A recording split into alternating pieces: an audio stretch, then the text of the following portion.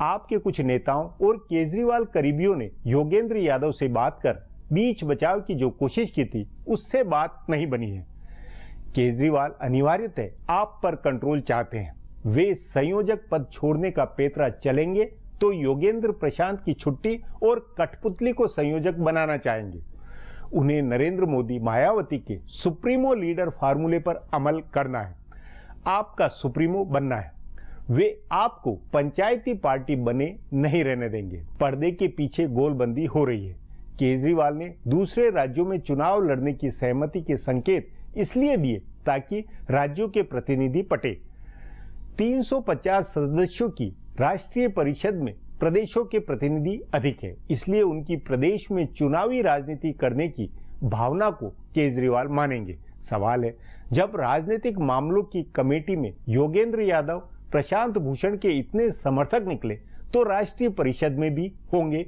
इसलिए आपका मामला दिलचस्प मुकाम की ओर बढ़ रहा है। आपका मतलब आंदोलन से निकली हुई पार्टी है, स्वयं सेवकों के खपने का ऊर्जा पुंज है, सिस्टम से लड़ने का जुनून है, भ्रष्टाचार से लड़ाई की दीवानगी है। वह सब अगले 1-2 सप्ताह में खत्म होगा। केजरीवाल और योगेंद्र यादव अपनी जिद में एक बेमिसाल प्रयोग को रूटीन पार्टी में बदल देंगे। इस पर चर्चा के लिए आज मेरे साथ वरिष्ठ पत्रकार जयंत घोषाल। जयंत जी, राजनीतिक बिरादरी में आप पार्टी के संकट को किस तरह लिया जा रहा होगा? देखिए, एक प्रत्याशा, एक आशा आप पार्टी के बारे में था कि आप पार्टी, जैसे एक समय भाजपा ने नारा दिया था ना कि पार्टी विद डिफरेंस, आप पार्टी ऐसे हैं कि जो दूसरे पार्टी उसमें जो भ्रष्टाचार है वो आप में नहीं है, जो लीडर में झगड़ा जैसे हम पुराने जमाने का कांग्रेस से देखते रहे हूं, जो भाजपा में भी है वो नहीं है आप में। तो आप ऐसे पार्टी है कि, और वो आम जनता के साथ कनेक्टेड है और विश्वास किया था आम जनता ने। और इस बार भी जो चुनाव हुआ था, एक तो जो भाजपा के बारे में जिसका मतलब नाराजगी है और कांग्रेस के मतलब वीकनेस के कारण भाजपा को पचाते नहीं है, लेकिन आपको दे दिया। अभी महसूस यही हो रहा है कि गलती हो गया है, क्योंकि आप भी जो लीडर, आपके लीडर जो जैसे कर रहे हैं कि कल्चर के इशू में, पॉलिटिक्स के इशू में, और जो इंटेलिजेंसिया है, आपका जो इंटेलेक्चुअल्स है, वो आपके पॉलिटिकल लीडरशिप के साथ झगड़ा हो रहा है। नहीं, आप इसमें अब 2 बातें, क्या ये अपनी भारतीय राजनीति की बुनावट ऐसी है कि जो वोट लेता है वो अपने आप में बड़ा नेता बन जाता है और फिर पार्टी को उसी की दूरी पर चलना होता, पार्टी फिर पंचायत ही नहीं रह पाती? ये अपनी बुनावट के कारण नहीं लगता? नहीं, बुनावट के कारण जो है कि कोई पार्टी ऐसे नहीं है कि जो फैंटम है कोई लीडर, या जैसे इस कॉमिक ट्रिप में सुपरमैन नहीं आ गया है और समस्या का हर समस्या का हल नहीं, लेकिन ये तो फैंटेसी है। नहीं, लेकिन ममता बनर्जी हो या मुलायम हो या सब एक तरह से व्यक्ति केंद्रित पार्टियों की बुनावट है, तो उसमें अरविंद केजरीवाल ने भी सत्ता में या वोट लेने के बाद व्यक्ति केंद्रित अगर राजनीति कर रहे हैं तो वो एक नेचुरल नहीं लगता भारत के संदर्भ में। देखिए, जो सिस्टम है हमारे, ये सिस्टम में कोई पॉलिटिकल पार्टी एंटी सिस्टम बात करेंगे, लेकिन पार्लियामेंट्री वो सिस्टम है, नहीं, वो एंटी सिस्टम के नाते उसकी एक अलग पहचान बन रही थी कि वो वॉलंटियर्स की है, स्वयंसेवक है, कार्डर है, और सब लोग अपने आप मतलब पूरी पंचायती अंदाज में पार्टी, इसलिए उसकी अलग पहचान थी। लेकिन अब वो नॉर्मल हो रही है, इसलिए आप खटक रहा है। नहीं, नॉर्मल मतलब देखिए, मैं प्रधानमंत्री नरेंद्र मोदी जो बोले थे ना उस दिन, लोग उसके बहुत आलोचना किए थे। लोग सोचे थे कि वो केजरीवाल को पर्सनल अटैक कर दिया। हो सकता है कि चुनाव में जो परसेप्शन वो नरेंद्र मोदी जी ने जो बोले थे उसमें केजरीवाल का पॉलिटिकली उसका फायदा भी केजरीवाल ने मिला है। लेकिन जो बोले थे, आज भी आप याद कीजिए क्या बोले थे। बोले थे कि जो माओइस्ट के जो मतलब दृष्टांत और एनआरकी के बाद जो किए थे वो कोई उनके बारे में आलोचना नहीं है। मैं भी आज भी कह रहा हूं कि केजरीवाल जो बात कर रहे हैं वो एक रेवोल्यूशनरी बात है, जैसे माओइस्ट करते हैं, जो एनर्जी ले आते हैं समाज में और वो मंथन से समाज बदलने का, जैसे माओ सेतुंग ने किया था, जैसे चारू मजुमदार ने किया था।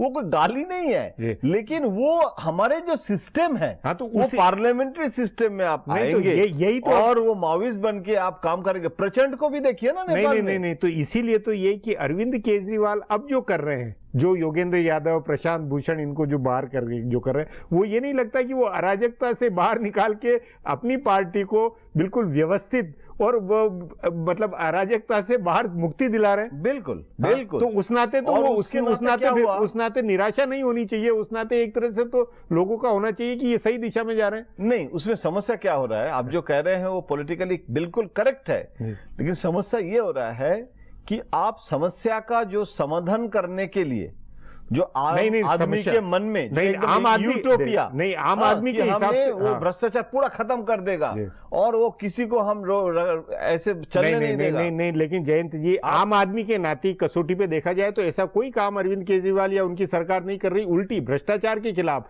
जल बोर्ड के हो, उनके लोगों को सस्पेंड करने से लेकर एक हिसाब से भ्रष्टाचार और अपने कोर इश्यू पे, बिजली पानी सस्ता करने पे, तो वो फोकस उसका पूरा है। नहीं, कोशिश तो है। हाँ, तो एक तरह उस मामले में अरविंद केजरीवाल की नीयत का सवाल खड़ा नहीं हुआ। नहीं, केजरीवाल जो करना चाहते हैं, उनके जो इंटेंशन है, वो मैं उनके बारे में नहीं चर्चा कर रहा हूं। वो नहीं, जनता के विश्वास और भरोसे की राजनीतिक पार्टी को लेकर है। नहीं, मेरा सवाल ये है कि जैसे आप सब्सिडी, आप कहेंगे कि सब्सिडी हमको फ्री कर दीजिए ना, और अच्छा आम जनता के लिए आप काम कर सकते हैं अगर हमको बिजली मुफ्त में मिले। लेकिन हर इशू का हर कोई, there is no free lunch in our system. आप सिस्टम में फ्री करने का एक एक्सपेक्टेशन आप तैयार करके आम जनता को खुश कर सकते हैं, लेकिन सब्सिडी अगर आप कट करेंगे तो मतलब पैसा आप नहीं देंगे तो और किसी के जेब से तो पैसा आएगा ना, कटेगा ना, तो पैसा कहां से आएगा? वो तो फिक्स्ड है। तो इसीलिए समस्या का समाधान जितना दिन जा रहे हैं वो केजरीवाल जी को भी पता है, तो आम जनता देख रहे हैं कि इसमें डिफरेंस क्या है। तो उसमें राजनीतिक जमात के अंदर बाकी छोटी पार्टियां, बड़ी पार्टियां, उस जमात में इस राजनीतिक प्रयोग को लेकर किस तरह का ये फेल प्रयोग होता हुआ लगता है, या इसमें संभावना मान रहे हैं? देखिए, खतरा मान रहे हैं? फेल हो गया ऐसे मैं नहीं कहूंगा। ऐसे बहुत सारे राजनीतिक पार्टियों में नेता क्या सोच रहे हैं इसको? नहीं, जो नेता सोच रहे हैं, जैसे बीजेपी, आप बीजेपी के जो लीडरशिप है चुनाव के बाद जितना चिंतित थे, आज नहीं है। आपको लेकर अब चिंतित आज नहीं है। अभी वॉल राइटिंग ये क्लियर है, मानो आप ना मानो, केजरीवाल का जो पर्सनल ऑनेस्टी के बारे में कोई सवाल मैं नहीं उठा रहा हूं, लेकिन ये सिस्टम चलेगा नहीं। ये इनका डर्रा और इनकी पार्टी इस मिजाज में नहीं चलेगी। धीरे धीरे ये भी मतलब ये एक टेम्पोररी फेनोमेनन जो हमारे देश में होता है बार बार। अभी दिल्ली में वो जो आम जनता का जो नाराजगी, उसको यूज करके आप एक टेम्पोररी फेनोमेनन बनाए, इसको परमानेंट हमारे देश के राज करना इतना आसान नहीं। तो उसमें आपके अनुसार अरविंद केजरीवाल की निज इमेज, निज जो उनकी कार्यशैली है, वो लोगों में, वो राजनीतिक बाजू के हिसाब से परेशानी वाली बात है, उससे निराशा है, या पार्टी का ढांचा और बाकी जो है उसके कारण? देखिए, एक तो पार्टी का ढांचा कुछ है ही नहीं। हर पार्टी का एक रेजिमेंटेशन होता है। आप बीजेपी का रेजिमेंटेशन पहले जैसे था, आज नहीं है, उसके लिए आलोचना हम लोग करते हैं। कम्युनिस्ट पार्टी का रेजिमेंटेशन क्या था, क्या अभी आपका जो पार्टी का रेजिमेंटेशन, एक दूसरे के बारे में पब्लिकली जैसे बोलते हैं, अगर आप बात करेंगे तो एक दूसरे से जो ईगो, एक दूसरे के बारे में जो है, लेकिन समस्या है कि ये जो पार्टी का जो समस्या, इसको उभर के अगर कुछ करने की कोशिश नहीं कर रहे, मैं नहीं बार बार कह रहा हूं कि उसको इंटेंशन इज नॉट बैड, लेकिन हमारे जो सिस्टम है, उस सिस्टम के मारे ये भी पार्टी हो गई है। नहीं, वो पार्टी हो गई। ये जयंत जी, बातचीत को यहीं समाप्त करेंगे। प्रोग्राम में आने के लिए बहुत बहुत धन्यवाद।